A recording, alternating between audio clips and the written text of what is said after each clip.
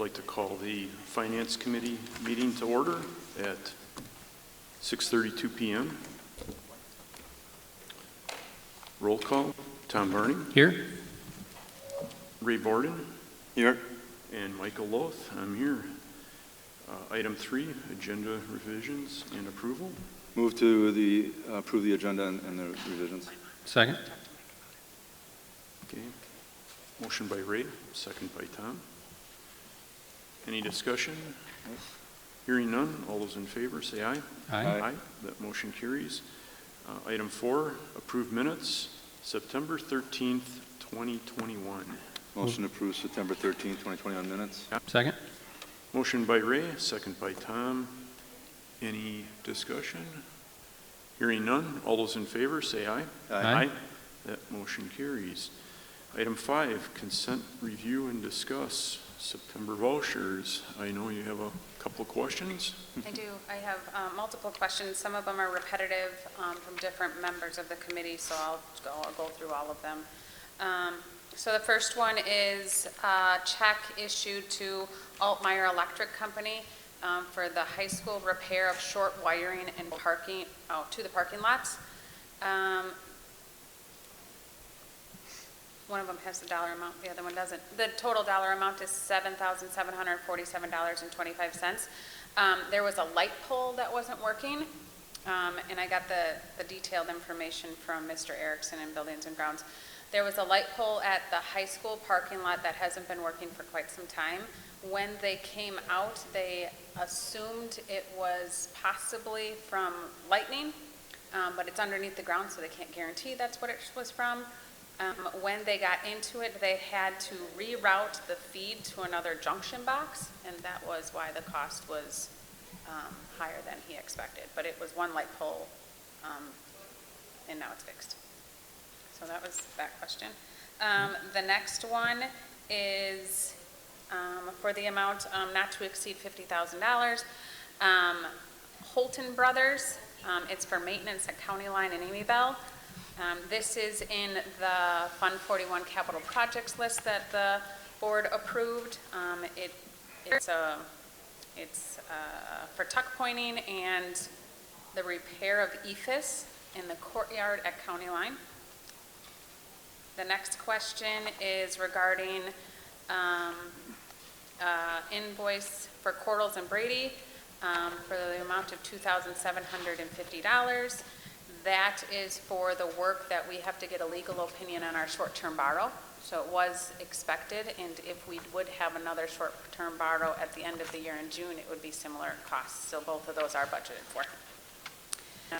The next one I have is for $217.96.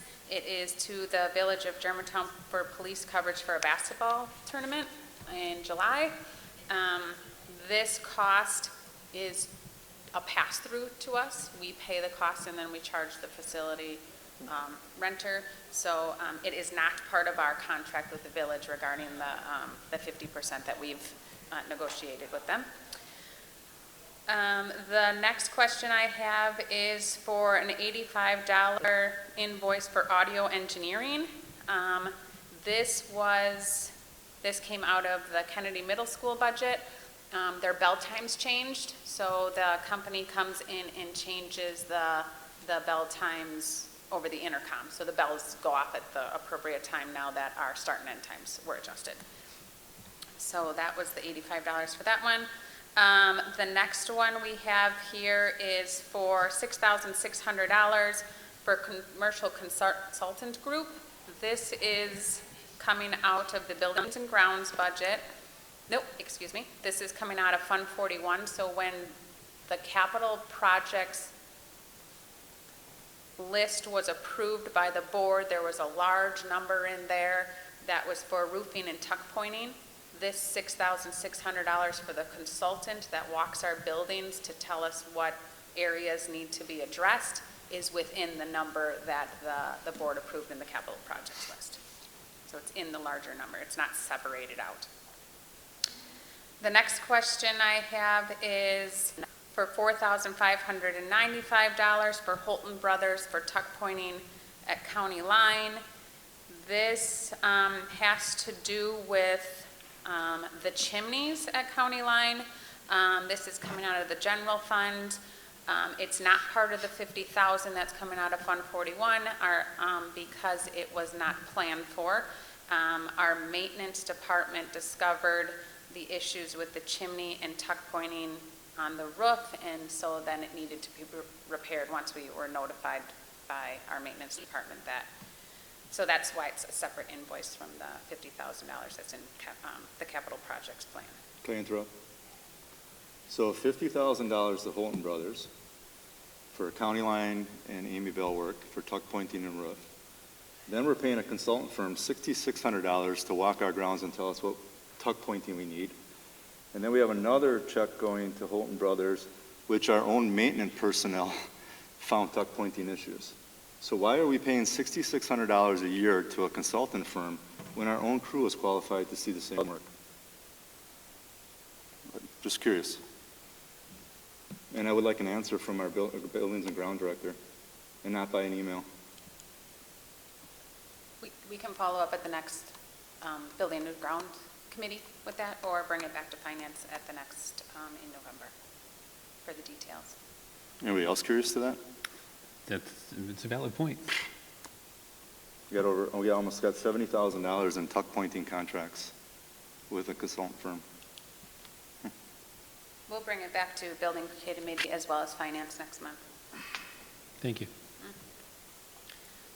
I have a few other questions. One of them is regarding Wells Fargo Financial LLC for Apple equipment. This is coming out of the general fund, out of the technology budget. It is in the amount of, it exceeds the $15,000. It came to the board on April 26th. It is for the 4-year lease agreement. So the dollar amount that the board approved would have been divided by 4, and that equals the $15,800 that you're seeing today. I noticed it was above 15,000, and I went back at the last couple finance committees and didn't see it on our agenda. So I just wondered, and going back to April, I didn't go back as far as April. Right. So the total is $63,400 if you would go back to the minutes in April, and that's divided by 4, so you'll see the same amount this time for the next 4 years. Okay, thank you. And then the other one is American Capital Financial Services for lease returns. This happened last year as well. We have, similar to the one you see above, we have a lease agreement for a 4-year period of time. This one is for American Capital Finances. Within the lease agreement, and I believe, Justin, correct me if I'm wrong, we have 1 more year for this lease. No, this is the last year for this lease. So for this style of lease, we'll have, I believe, 3 more years of leases that are fair market value leases where the returned equipment at the end of the lease period can be charged damages based on the condition that equipment is in. In order to buy out these Chromebooks, the total number of 1,006 would have been $76 a Chromebook, so we sent them back. We repaired them as best as we could. They send us back a bill based on damages. The vast majority of the damages as a part of this were scratched LCDs, so those wouldn't be a warrantyable repair as well. And so, as per the terms of the lease, we have to pay those damages at the end. This is one of the reasons why when I brought to the board for this year's Chromebook purchase, we went with a flex finance lease with a $1 buyout so that we don't get hit with these types of charges in the future. Yeah, that was going to be my recommendation, that we look at something like that on future leases. Yep. And we talked about this last year when I saw this invoice come through and the cost it was. I mean, we're paying for the lease and then we have to pay for the damage of the item, so that's why we moved forward with a new type of lease. And then the last question that I have is for Mitchell One Shop Key for $1,099. That is coming out of the high school budget. I reached out to Skills USA and then the autos teachers. This is a database that they use for Skills USA's competitions, as well as the autos teachers the students use. We've apparently used this data in past years, and then we had a different teacher that used a different type of data, and now we have this teacher is going back to the one we've used for previous years. So this is something that falls within the common school money, so it is federally funded. It's not coming out of the site budget. Those are the only questions, unless you have additional ones. That's- I had one additional question on there, and that was, I like the new format and with all the credit cards coming up, and after viewing all 101 pages of the finance, with all these new acronyms, and then there's really no clear definition with the acronym and where the actual bill is going to.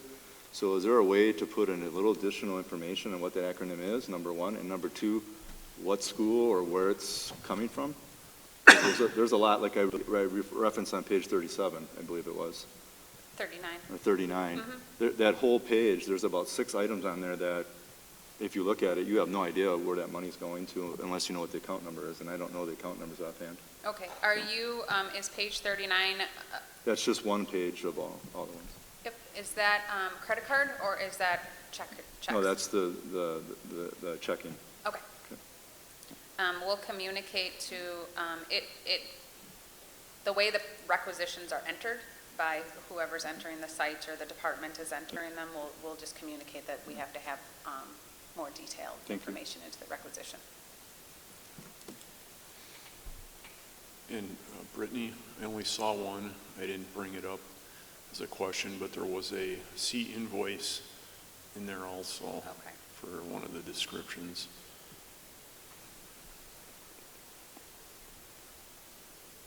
And no general question, just a comment that I saw a county line field trip Mm-hmm. on there. It's good to see field trips back on the voucher report after having none last year. Well, it was nice to see that we paid for busing to go to Richfield Days so our band could get out there, so that we're seeing more public events going on. Right. Okay, I'll make a motion to consent to payment vouchers as presented and reviewed. Second. Okay, motion by Tom, second by Ray. Any further discussion? Hearing none, all those in favor, say aye. Aye. That motion carries.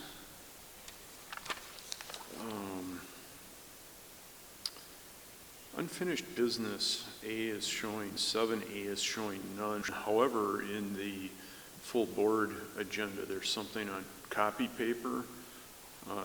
Should we, it's not here, but do we need to discuss that here, or is that just a full board item? It's kind of old business, but Well, it came to the board, I believe, last month. It came to Finance Committee at the last month, and it moved forward from the Finance Committee, I believe, with the recommended dollar amount, and then did it come to the board with a changed motion? And so I just wanted to bring it back to the full board with more information to see if they wanted to change the motion or keep it as is. So I don't believe it needs to come back to Finance. okay, that's fine. Fair enough. All right, we'll leave that one as none. And item 8A, sub A, monthly purchases, purchase requests exceeding $15,000. And this is the ASUS C204 Chromebooks. What's ASUS? It's the brand. Okay, Uses. thank you. Welcome. I'm going to turn it over to Justin to speak about the next 2 items. All right, thank you. This particular item is for 80 ASUS C204 Chromebooks. These would be purchased out of common school funds and housed in our library as our loaner program for when Chromebooks are damaged and require repair by us or by a warranty service. We loan these Chromebooks out to the students so that they can still continue to do their schoolwork. Typically speaking, we bring common school funds purchases near the end of the school year, but we have access to those dollars starting in August. With the state of affairs in terms of supply chain and other issues, we expect to see Chromebook prices rise starting in Q4.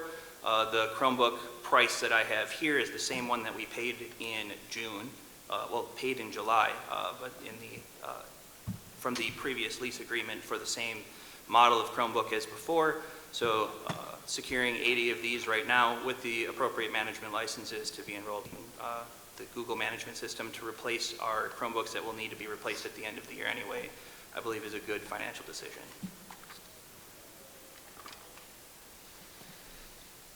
I think it's a good idea. Yeah. I'll make a motion to bring forward to the Board of Education with a positive recommendation to purchase 80 Asus C204 Chromebooks with Google Management licenses from BDJ Tech for an amount not to exceed $20,260 from the Common School Funds budget. Second. Brittany, is it in the budget? Yes, it's part of the common school budget. So the technology department gets a certain portion of the common school funds, and that would be the portion that's Justin's referring to. Okay, good. Okay, any further discussion? Hearing none, all those in favor say aye. Aye. Aye, that motion carries. Item 8A, sub B, technology lease buyout. Justin Baumgartner. Yes, thank you. As a part of that American Capital lease from the Chromebook damages from before, there were many different items that were on that particular lease. Some of them were the monitors for the desktops that we use, as well as the desktops that we had purchased through them. The cost of buying out those particular desktops, or the portion of them that we did buy out, was beneficial to us because it was about $180 per desktop, and to buy a brand new machine would have cost between $600 and $800, and we can get 2 to 3 more years out of these desktops district-wide. They replaced 7-year-old machines and would be going into their 8th year. As it was, these purchases were a part of the lease presentation that we did as an informational item in April as a part of our technology plan. Okay, I think it's a good idea. Sounds like a smart move, I think so too. especially monitors. Monitors last forever. Yeah, thank you, Justin. You're welcome. I'd like to bring a positive recommendation to the Board of Education to buy out 124 monitors and 70 desktops for an amount not to exceed $16,050 from American Capital Finance Services. Second. Okay, motion by Tom, second by Ray. Any further discussion? Hearing none, all those in favor say aye. Aye. Aye. That motion carries. And I will accept one more motion. Motion to adjourn. Second. Okay, motion by Ray, second by Tom. Any further discussion? Hearing none, all those in favor say aye. Aye. Aye. That motion carries. We are adjourned at 6:50.